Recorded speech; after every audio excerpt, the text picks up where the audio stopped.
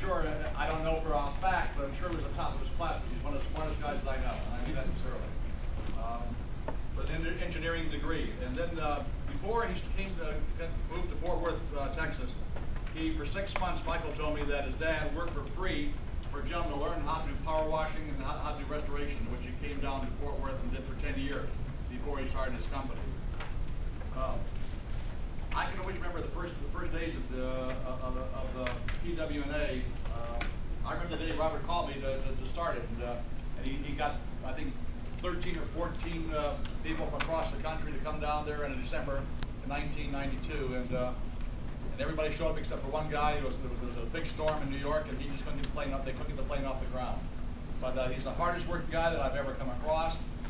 He works probably 10 times more than I do, and probably twice as much as anybody else I know. He's bright, he works hard, he has the greatest work ethics, he has a great son who basically is just like him, and I know his son tries to imitate his father all the time. I just watch him, I watch his son. But after he came down to Fort Worth, he started the Delco program down there, and today they have 5-day classes where they teach them truck washing, kitchen exhaust, awning cleaning, flat work, etc. They have a kitchen exhaust certification school. They have an EPA certification school.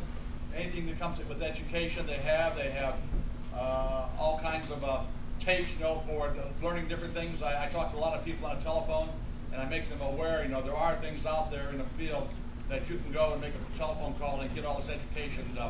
I talk about the PW&A. I talk about the tapes that are available from Delco. I talk about the certification schools.